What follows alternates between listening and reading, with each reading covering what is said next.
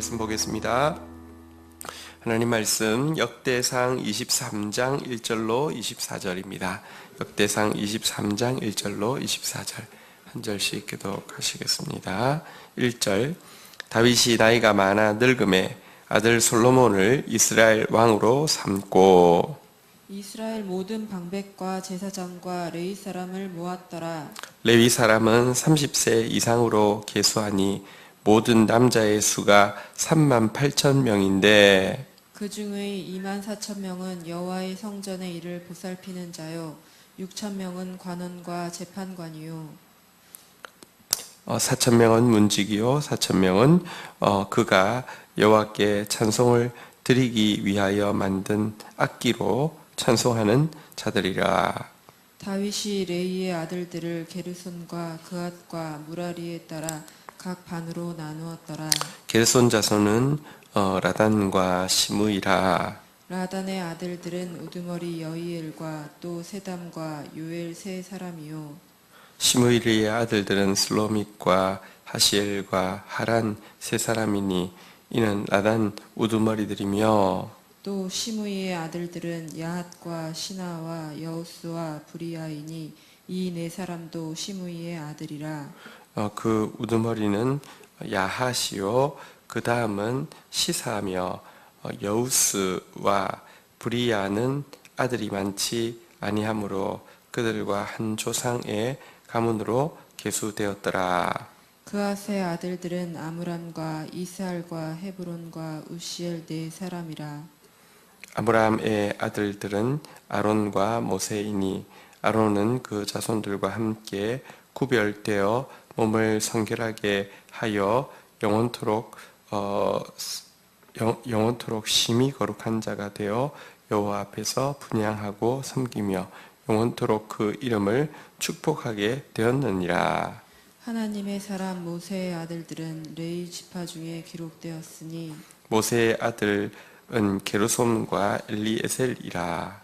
게르솜의 아들 중에 스부엘이 우두머리가 되었고 엘리에셀의 아들들은 우두머리 르하바와 엘리에셀에게 이 외에는 다른 아들이 없고 르하바의 아들은 심이 많았으며 이스알의 아들들은 우두머리 슬로미시요 헤브론의 아들들은 우두머리 여리야와 둘째 아마랴와 셋째 야시엘과 넷째 여가므암이며 우시엘의 아들들은 우두머리 미가와 그 다음 이시야더라.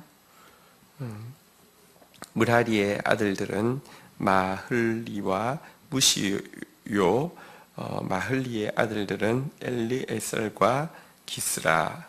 엘르아살이 아들이 없이 죽고 딸만 있더니 그의 형제 기스의 아들이 그에게 장가들었으며 무시의 아들들은 마흘리와 여델과 여레못 세 사람이더라. 이는 다 레위 자손이니 그 조상의 가문을 따라 계수된 이름이 기록되고 여호와의 성전에서 섬기는 일을 하는 20세 이상 된 우두머리들이라. 아멘. 네. 오늘 말씀 보도록 하겠습니다. 우리 1절, 2절 교독하고 시작하겠습니다.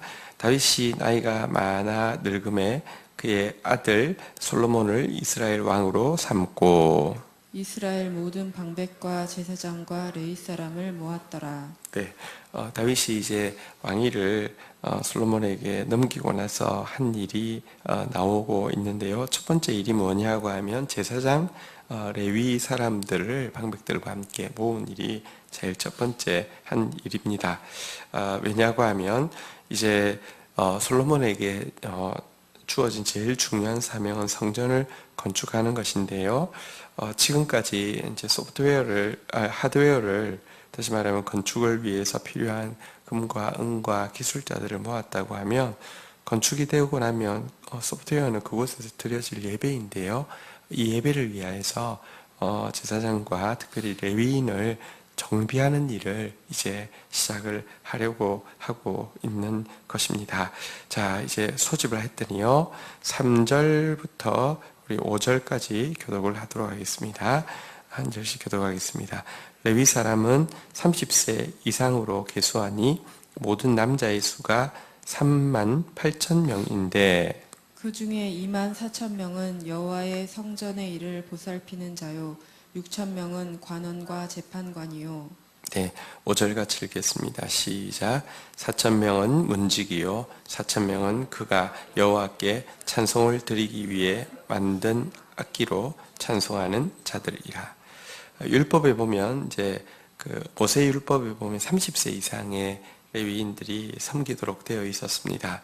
그래서 그 기준으로 모았더니 38,000명의 레위인이 오게 되었습니다.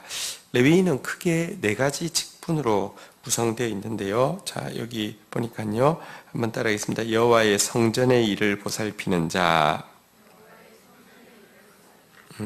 제사장이 제사할 때 성전에서 이렇게 이 제사를 돕는 일을 하는 사람을 이야기합니다. 이들이 38,000 중에서 24,000명, 이게 제일 중요한 일이니까요. 그 다음에 있는 사람이요. 한번 따라하겠습니다. 관원과 재판관. 이들은요, 이제 각 지방에서 이제 율법을 가르치고 재판이 율법의 기준에 맞게 잘 진행되어지도록 하는 것, 다시 말하면 말씀이 실상의 삶 가운데서 적용되어지게 하는 일을 돕는 레위인이 관원과 재판장입니다. 이 사람들이 두 번째로 많았습니다. 6,000명이 있었습니다. 자, 그리고 또 두 부류가 더 있는데 한번 따라하겠습니다. 문지기, 그 다음에 찬송하는 자, 이렇게 이제 크게 네 부류가 있겠습니다.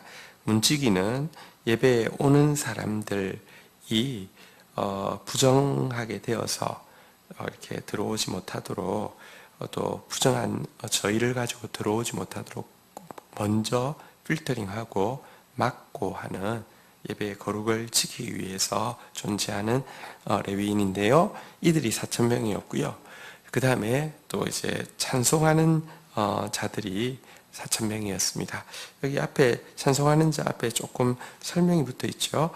그가 여호와께 찬송을 드리기 위하여 만든 악기로 찬송하는 자라고 해서 다윗이 심지어 여호와께 드리는 찬양을 위한 악기들도 다윗이 직접 만든 것을 표현하고 있습니다.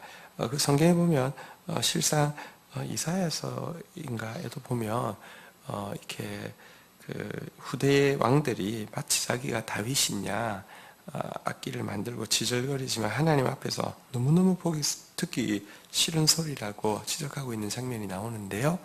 다윗은 하나님께서 주신 재능을 가지고 은사를 가지고 사실 그 찬양하는 자였기도 했고요. 그가 찬양하는 자였기 때문에 더더구나 하나님 찬양하는 일을 위하여서 이렇게 레위인들을 정비하는 일을 또 하지만 심지어 이제 악기까지 만들어서 이 일을 섬기고 있는 것을 보게 됩니다. 그에게 주신 재능을 100% 하나님 나라 위하여서 정말 다 쏟아서 맥시멈으로 사용을 하고 있는 모습을 여기서도 보여주고 있습니다.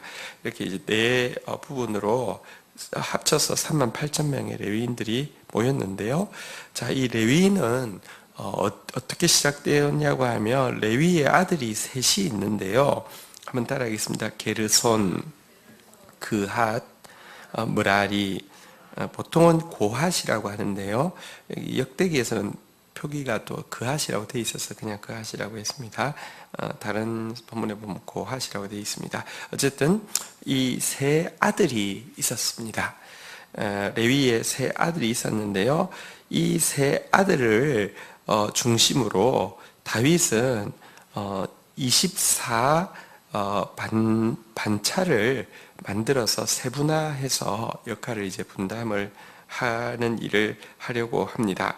자, 6절부터 한번 좀 보도록 하겠는데요. 자, 우리 6절 우리 먼저 읽도록 하겠습니다. 읽겠습니다. 시작. 다윗이 레위의 아들들을 게르손과 그핫과 므라리에 따라 각 반으로 나누었더라. 이 그 모세 때에는요, 이 레위인들의 역할이 있지만 찬양대 부분을 자세하게 규정해 놓지 않았습니다. 특별히 또 24반차로 나누어서 조직적으로 항상 예배를 돕도록 그렇게 되어 있지 않았는데요. 다윗은 이 부분이 이제 하나님 나라를 상징하는 다윗의 왕국이 세워지고 나자 이게 그냥 다윗이 임의로 한 것이 아니라 이제 계시가 회복되어져 가면서 온전해져 가면서 워낙에 그림이 보여지는 것이라고 생각할 수 있습니다. 하나님 찬양하는 일이 대단히 중요한데 타락하고 망가졌는데 사실 뭐 아는 대로 하나님 찬양하던 자가 사단이 되었잖아요. 그런데 이제 하나님 나라가 회복되어져 가면서 하나님 찬양하는 일이 온전케 하기 위해서 이제 이 그 과거 모세율법에 없던 이 이제 그 찬양을 위해서도 이렇게 회복을 시키는데요. 자, 이제 먼저 게르손 자손을 한번 좀 보도록 하겠습니다. 게르손 자손은 10개의 반차를 차지하게 되었습니다. 24개 반차 중에서 교독을 하겠습니다. 7절부터 11절까지 교독을 하겠습니다. 게르손 자손은 라단과 시므이라. 라단의 아들들은 우두머리 여이엘과 또 세담과 요엘 세 사람이요. 시므리의 아들은 슬로밋과 하시엘과 하란 세 사람이니 이는 라단의 우두머리들이며 또 시므이의 아들들은 야핫과 시나와 여우스와 브리아이니 이 네 사람도 시므이의 아들이라. 그 우두머리는 야핫이요 그 다음은 시사며 우리 11절 같이 읽어야 됩니다. 시작. 그 우두머리는 야핫이요 그 다음은 시사며 여우스와 브리아는 아들이 많지 아니하므로 그들과 한 조상의 가문으로 계수되었더라. 그래서 이제 게르손의 아들 라단과 시므리 그리고 또 라단의 아들 셋 그리고 시므리의 아들 7 이렇게 해서 총 10개의 반차로 이제 구성이 되어 있음을 설명을 하고 있고요. 자, 이제 두 번째 아들입니다. 그핫인데요. 자, 우리 그핫 한번 보도록 하겠습니다. 자, 먼저 12절부터 3절까지 교독을 하겠습니다. 그핫의 아들들은 아므람과 이스할과 헤브론과 우시엘 네 사람이라.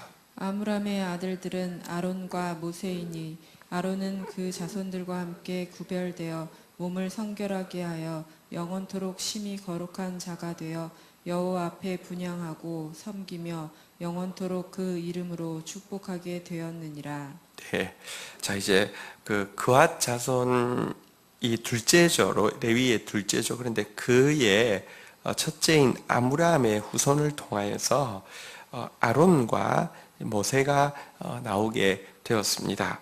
자, 그리고 특별히 지금 아론에 대해서 소개하고 있는데요. 아론은 자손들과 함께 구별하여 몸을 성결하게 하여 한번 따라하겠습니다. 영원토록 영원토록 심히 거룩한 자가 되어 영원토록 그 이름을 축복하게 되었느니라. 그러니까 이 영원토록 심히 거룩한 자가 되었다. 그러니까 이 거룩이란 이제 구별됨인데요. 하나님 앞에서 심히 구별된 자가 되었다. 이제 제사장의 직분은 오직 그핫의 자손 중에서 아론의 자손만 후손만 제사장이 되게 되었는데요. 그것을 이야기하는 겁니다. 영원토록 심히 거룩하게 되어 가지고요. 또 이 제사장이 해야 되는 일은 영원토록 그 이름을 축복하게 되었다. 그러니까 영원토록, 정확한 표현은 영원토록 하나님을 송축하는 일과 또 그것을 통하여서 이제 영원토록 백성을 축복하는 일, 이것을 아론 자손들이 맡게 되었다. 이렇게 이야기하면서 두 번이나 영원토록이라는 단어를 쓰고 있습니다. 이것에 대해서 조금 설명하겠습니다. 아론은 도대체 뭐길래 지금 보면 뭐 게르손, 그핫, 므라리 이렇게 가는데요. 결혼선 첫째에게서 첫째의 첫째 후손을 제사장으로 세웠다 그러면 약간 그래도 이유가 있겠다 생각할 수 있고요. 아니면 첫째 둘째가 중요하지 않으면 예를 들면 모세의 후손들을 제사장으로 세웠다, 그것도 좀 이해가 가는데, 도대체 아론이 뭐길래 이렇게 영원토록 심히 거룩하게 되어서 영원토록 축복하는 자리를 맡기게 되었을까요? 여기서 중요한 것은 1차적으로는 하나님의 선택이 영원하다는 것을 보여주고 있습니다. 하나님께서 아론을 이 모세의 입으로 선택을 하시고 그에게 제사 드리는 일을 맡기시고 나서는요, 하나님의 은사와 부르심에는 후회하심이 없다는 것을, 이 영원토록이라는 단어를 두 곱절이나 사용하시면서 이렇게 하나님이 선택하신 일은 변하지 않는다는 것을 보여주는 것입니다. 1차적으로는 나의 나된 것은 은혜입니다. 이유가 아론에게 있는 것이 아니라 하나님께 있는 것입니다. 하나님이 그냥 그렇게 결정하셨으면 그렇게 가는 것입니다. 우리가 아는 대로 아론에게 중대한 허물이 있었습니다. 이스라엘 백성들이 금송아지를 만들 때 그 일에 적극적인 금지자라기보다는 그냥 소극적으로 그냥 어쨌든 동참하는 이런 일도 있었습니다. 그의 여동생 미리암이 그 오빠인 모세를 막 비방할 때 이제 적극적인 반대자라기보다는 소극적인 방관자처럼, 그래서 레위 이렇게 아론과 미리암이 이렇게 나와 있습니다. 미리암과 아론이 이렇게 나와 있습니다. 그 모세를 이렇게 비방하는 일에 소극적인 방관자로 또 참여하기도 했습니다. 꽤 중대한 허물입니다. 그러니까 여러분, 이게 모세가 아론이 너무 대단해서 하나님께서, 이렇지 않습니다.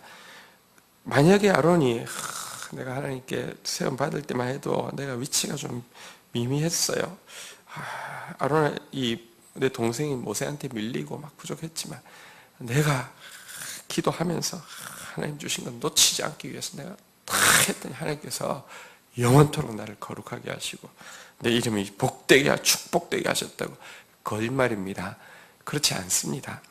하나님의 일방적인 선택이었고요. 또 그의 이름을 축복하기 위함이 아니라 그로 하여금 하나님을 축복하고 백성을 축복하는 통로가 되게 하셨다는 게 정확한 표현이고요. 1차적으로는 하나님의 선택이 우리를 향한 은사와 부르심이 후회 없다는 것을 잘 보여주는 것이 바로 이 아론에게 영원한 직분을 주신 것입니다.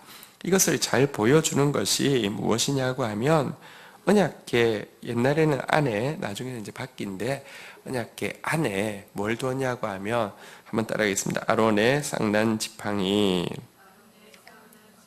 아론의 지팡이는 말라 비틀어진 나무입니다. 무슨 이렇게 잘 다듬은 게 아니라 말라 비틀어진 나무인데요. 여러분, 말라 비틀어진 나무는 아론을 상징합니다. 그런데 거기서 하나님이 말씀하시자 싹이 났습니다. 여러분, 이 싹이 난 거는 아론의 지팡이를 평소에 아론이요 기도하는 마음으로 매일 만지면서 축복할지어다, 복이 있을지어다 막 이렇게 해서 된 게 아니에요. 그건 그냥 말라 비틀어진 나무예요. 그런데 하나님이 역사하시자 그 비틀어진 나무에서 싹이 났단 말입니다. 그게 이 하나님의 은혜와 우리의 이렇게 우리의 존재를 잘 보여주는 것입니다. 우리는 기껏해야 마른 막대기입니다. 우리가요 자랑한다는 것은요, 도끼가 그 찍는 자 앞에서, 톱이 켜는 자 앞에서, 여러분, 도끼가 나무를 잘 베는 것은요, 톱이 나무를 잘 켜는 것은요, 도끼를 날카롭게 만들고 또 그 도끼를 딱 잘 쥐고 찍는 사람에게 있지, 도끼 자체가 날카로워진 것도 아니고 도끼 자체가 나무를 나무 딱 맞춰서 나 간다 팍 이래가지고 된 게 아니잖아요, 그죠?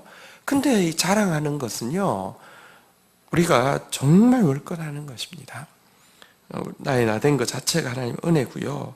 내가 그 열매를, 예를 들면 나무를 잘 찍은 거 혹은 싹이 난 거, 이거 전적으로 하나님의 은혜입니다. 그런데 하나님께서 일을 하실 때는 계속 이야기하지만 아무 이유가 없지는 않습니다. 그 이유가 필요 충분히 되지 않기 때문에 자랑거리가 되어서는 안 됩니다만 빌미가 있습니다. 하나님께서 작심하고 복 주시려고 은혜 주시려고 결정을 하셨기 때문에 건수가 걸리며 그것 때문에 내가 축복해 라고 하면서 그 부분을 하나님께서 축복해 주시는 영역이 있습니다. 물론 계속 이야기하지만 그것은 필요 충분 조건이 아닙니다. 마리아가 예수님을 잉태할 만한 필요 충분 조건을 가지고 있었습니까? 사도 바울이 주님께서 그 못됨에도 불구하고 쓰실 수밖에 없는 필요 충분 조건이 있었습니까? 아닙니다. 마른 막대기나 돌들을 통해서도 일하실 수 있는 하나님이 마리아 없으면 안 된다고요? 이 사도 바울 없으면 안 된다고요? 아닙니다. 그럼에도 불구하고 마리아에게, 사도 바울에게 주님께서 쓰시려고 할 때 쓰임 받을 빌미는 있어야 합니다. 그 빌미가 아론에게 무엇이었을까요? 성경은 아론에 대해서 한 가지를 칭찬하고 있습니다. 하나님께서 모세를 위해서 아론을 입으로 대변자로 세웠을 때 그때부터 그가 모세를요 뭐라고 부르냐고 하면 내 주여라고 부르면서 어쨌든 그가 몇 번의 실수가 있었지만 하나님께서 중심을 보실 때 그것은 중심이 그렇게 그러했던 것은 아니고요. 몇 번의 실수가 있었지만 평생 끝까지 자기를 부인하고 동생의 대변자 역할을 주님이라고 부르면서 이렇게 끝까지 잘 감당한 모습, 충성된 이 모습이 있었습니다. 권위 앞에서 성경에 보면 자기를 낮추는 자는 때가 되면 반드시 높여주신다고 했는데 이 모습을 아론은 잘 감당했습니다. 어쨌든 아론에게 이 권위 아래서 자기를 낮추고 주라고 부르면서 복종한 그에게 영원한 구별됨, 영원한 축복의 사명을 맡기신 것을 보여줍니다. 15절부터 우리 한번 좀 보도록 하겠습니다. 15절부터 20절까지 교독하겠습니다. 모세의 아들은 게르솜과 엘리에셀이라. 우두머리가 되었고 엘리에셀의 아들들은 우두머리 르하바라. 엘리에셀에게 이 외에 다른 아들이 없었고 르하바의 아들들은 심이 많았으며 이스라엘의 아들들은 우두머리 슬로미시오. 예, 헤브론의 아들들은 우두머리 여리야와 둘째 아마랴와 셋째 야하시엘과 넷째 여가므암이며 우시엘의 아들들은 우두머리 미가와 그 다음 이시야더라. 네. 자, 그 다음에 또 좀 유념해서 볼 것이 있습니다. 그러면 모세의 후손들은 어떻게 되었냐 하는 것입니다. 여러분, 모세의 후손은 사실은 모세는 이스라엘 역사상 정말 특별한 존재이죠. 하나님의 친구라고 부름받았고요. 심지어 히브리서에서는요, 모세가 절대로 아무리 위대하다 하더라도 그가 이 하나님의 메시아로 오신 예수 그리스도와는 비교할 수 없다라고 이렇게 모세에 비해서 예수가 얼마나 탁월한 존재인지를 강하게 힘주어서 설명한다는 것은 거꾸로 유대인들에게 모세의 위치가 얼마나 컸는지를 보여주는 것입니다. 그렇게 컸던 모세가 그의 아들들이 어떻게 되었느냐 하는 것인데요. 여러분, 그의 아들들은 어떻게 되었냐고 하면 여기에 꽤 많은 자손들이 있음에도 불구하고 그들은요, 제사장직을 맡은 게 아니라 일반 레위인들과, 다시 말하면 성전에서 제사장을 수종드는 일, 아니면 문지기, 아니면 찬양하는 자, 아니면 그러니까 관원과 재판과 일반 레위인의 일과 똑같은 일을 했지 하나도 다른 일을 하지 않았습니다. 여기서 우리가 또 생각해 볼 일이 있습니다. 아니, 모세가 그 정도였으면 아들들은 당연히 뭔가 레위인 중에서 아니면 이스라엘 전체에서 뭔가 한 자리 해야 되는 거 아닌가 이렇게 생각할 수 있는데요. 혹은 또 반대로 그 모세 아들들이 얼마나 모자랐으면 그걸 못했을까 이렇게 생각할 수도 있는데요. 요즘 그렇잖아요. 솔직히 한국 교회 보면 교회가 크면 목회자 자녀가 있으면 세습하는 거 거의 상식처럼 이렇게 되어가고 있는데 이스라엘 전체 지도자인데다가 또 레위인이기 때문에 영적 지도자의 자리를 갖추고 있는데 모세의 자손들은 가장 평범한 사람으로 뒤에 가면 아예 모세의 후손이란 이렇게 식별 자체를 하지 않는 평범한 사람이 되는데 이유가 무엇이었을까요? 이것은 또 우리에게 하나님 나라의 법칙을 잘 보여주고 있습니다. 모세는 하나님께 충성했지 자기 후손들을 특권을 남기기 위해서 어떤 충성도 하지 않았던 것을 잘 보여주고 있습니다. 또 한 가지는요, 이게 하나님께서 주신 직분은 계급이 아니라 사역이라는 것을 그는 잘 보여주고 있습니다.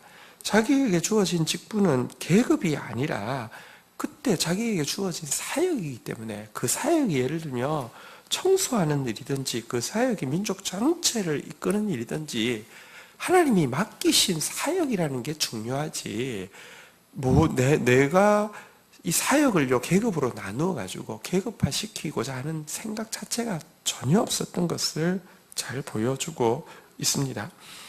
그리스도의 교회는요 그리스도의 몸이라고 표현하고 있습니다. 몸에 여러분 솔직히 말하면 손가락하고 발가락하고 눈하고 등급을 매기는 거는요 요즘 정말 장기 매매범이나 장기 밀매범이나 사람 눈 얼마 이렇게 하지만 우리가요 특별하지 않은 상황에서 오늘 기분 좀 나쁘니까 내 몸에서 그래도 제일 싼 게 뭐야?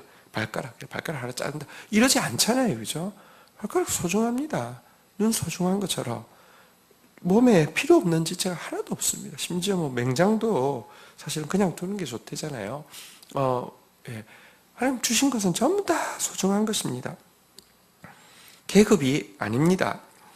그리고 내가 충성하는 것은요, 하나님의 부르심에 충성하지 나의 야망에 충성하는 것이 아닙니다. 내 후손들만큼은 내가 한번 영적 로열 패밀리로 정말 진짜 기분 나쁘고 재수 없는 책이 있었는데 옛날에 책 제목이 천국의 로얄 패밀리 그래가지고 자기가 기도 많이 했고 어릴 때부터 새벽 기도 안 한 적이 없더니 자기 자식들은 어느 대학을 나왔고 그 다음에 손주 때는 지금 어떤 가능성을 보이고 그걸 책을 써가지고요. 그리고 또 그걸 옛날에는요 교회에서 모셔가지고 또 집회를 하고 정말 꼴불견입니다. 모세가 보고 진짜 하늘에서 참 웃겠습니다. 전혀 그렇지 않습니다. 그것을 모세는 온 몸으로 보여주고 있습니다.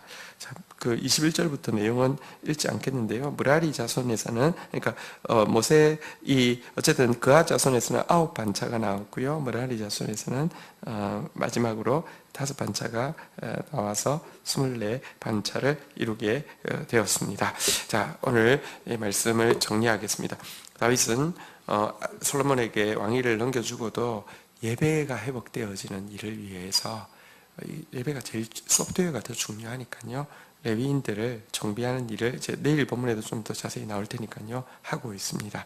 우리 예배가 회복되어지고 우리 교회의 예배가 회복되어지고 찬양이 온전히 회복되어지게 하는데 또 우리가 더 마음 쏟아서 기도해야 되겠습니다. 주신 말씀 붙잡고 기도하며 나가겠습니다. 함께 기도하시겠습니다. 하나님, 교회를 세우셨습니다. 하나님, 여기에서 정결한 예배가 드려지기를 원하고 아름다운 찬양이 드려지기 원하며 여기에서 주님을 송축하고 여기에서 영혼들을 축복하기 원하시는 주님, 깨끗하고 온전한 예배로 또 아름답고 참 하나님 받으실 만한 찬양으로 온전히 회복되어질 수 있도록 도와주시고 이 일 앞에서 은혜로 부름받았음을 항상 잊지 않게 해주시고 이 일 앞에서 아론처럼 변함없이 충성된 자, 모세처럼 하나님의 부르심에 충성하지 자기의 개인적인 이익과 야망을 위해서 충성하지 않는 자 되도록 저희들을 붙들어 주시옵소서. 감사합니다. 예수 그리스도의 이름으로 기도 올립니다. 아멘.